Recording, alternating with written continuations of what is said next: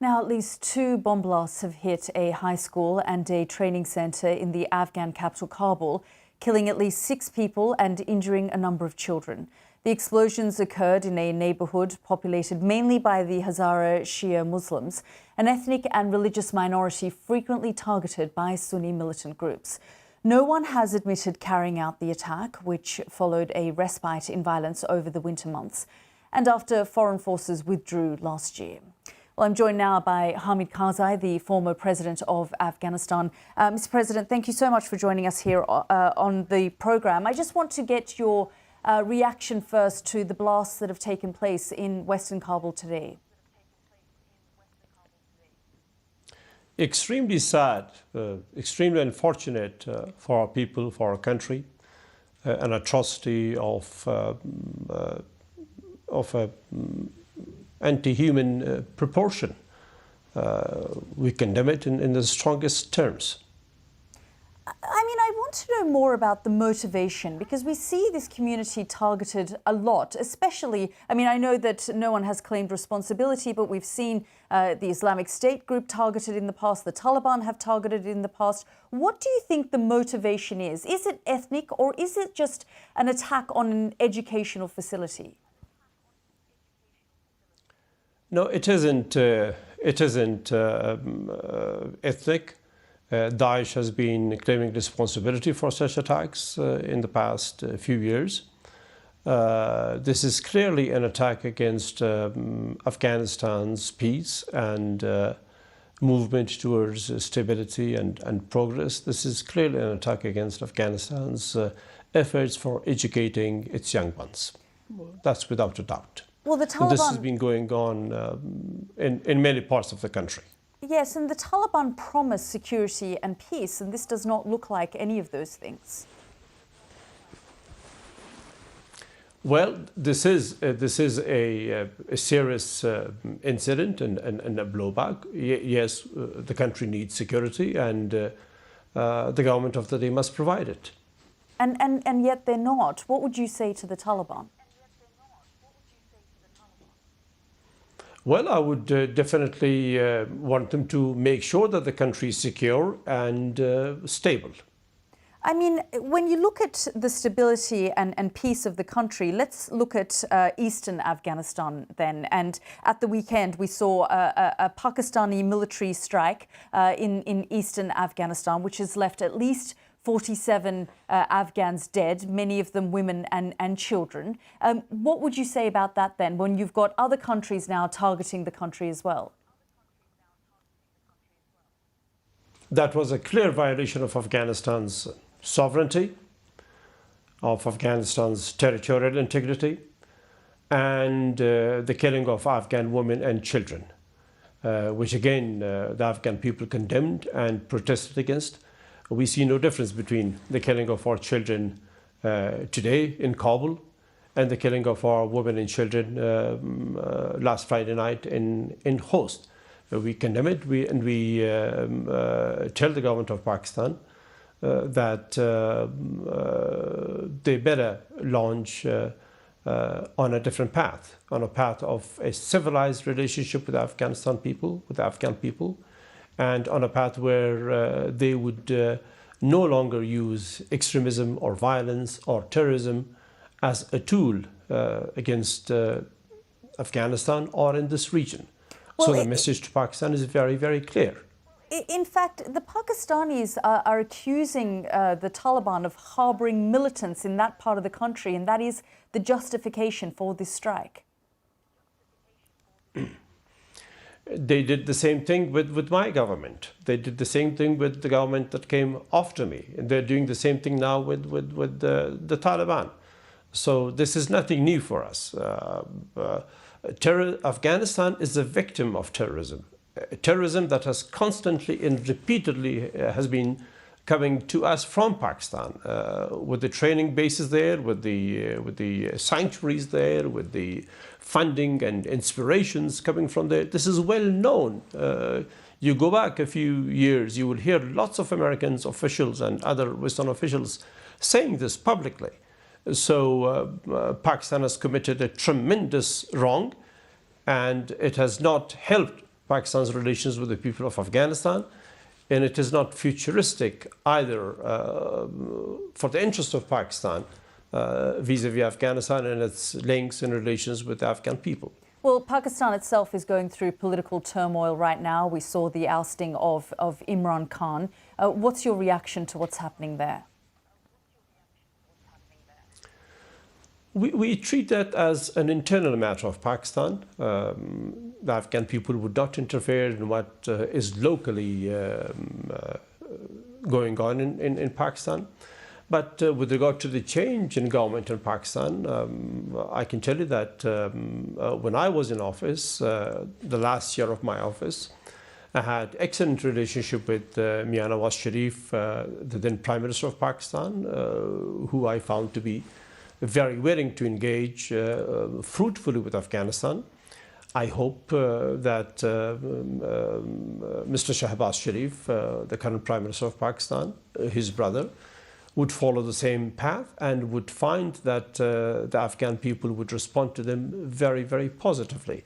We do wish good relationship with Pakistan, a stable relationship with Pakistan, a civilized relationship with Pakistan, away from extremism in both our countries. And the ball is in Pakistan's court to prove itself on that. Here, I believe that the current government probably is better situated to address the issue than the previous arrangements in Pakistan. Let's hope so. In what way? So you're saying that the government, the new government of Shehbaz Sharif is in a better position to deal with Afghanistan than the government of Imran Khan?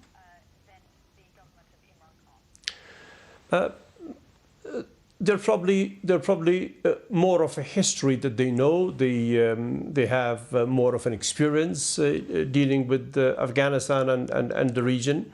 I mentioned Prime Minister Nawaz Sharif and his intentions. I believe there is an ability between them and us for better dialogue.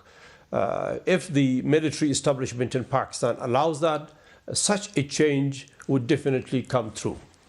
So you're saying that a more peaceful relationship with Afghanistan, you've talked about terrorist havens in Pakistan. Do you think that a civilian government in Pakistan it can be in a position to deal with that?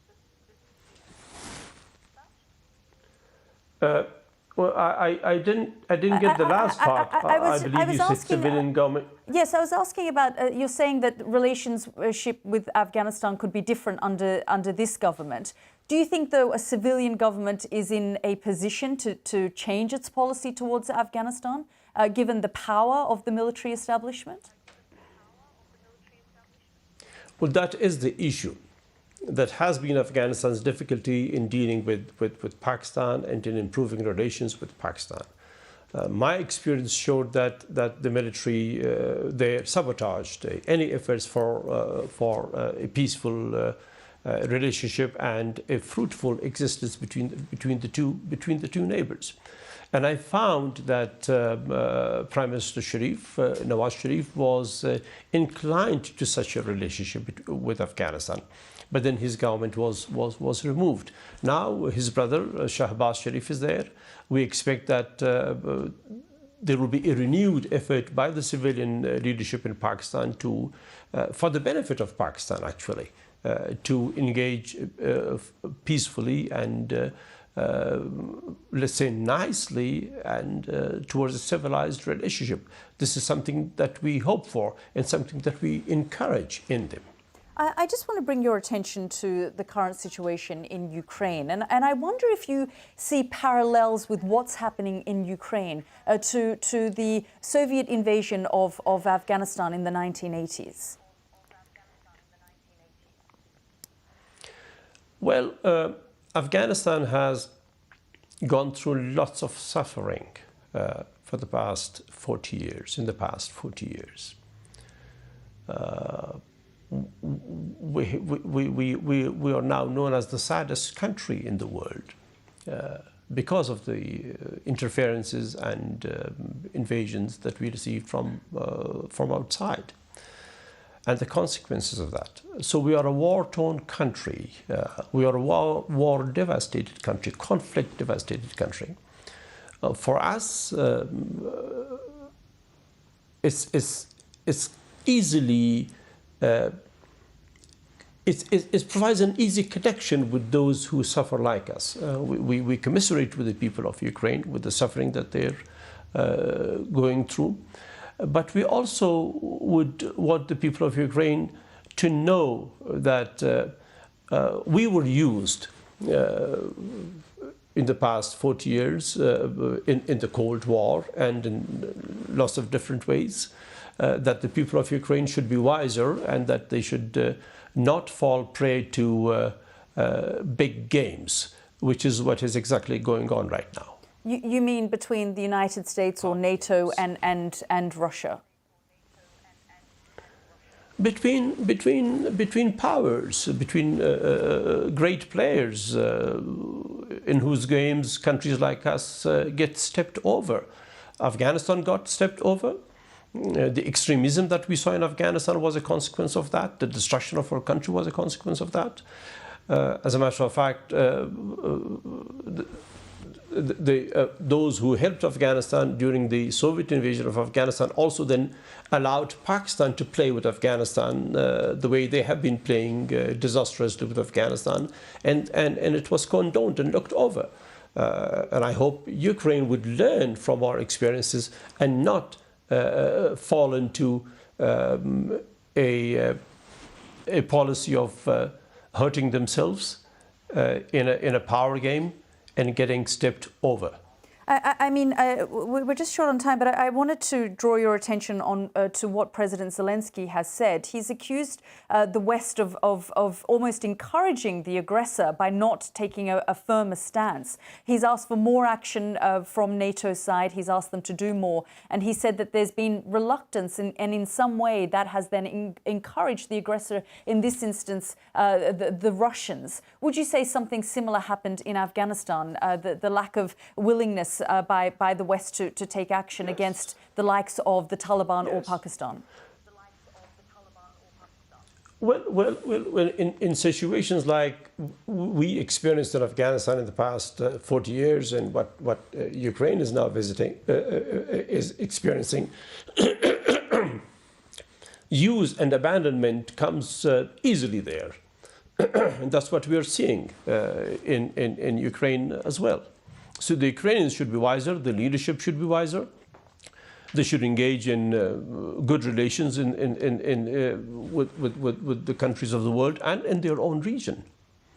President Karzai, always good to talk to you. Thank you so much for joining us here on the programme. Thank you very much. Good talking to you.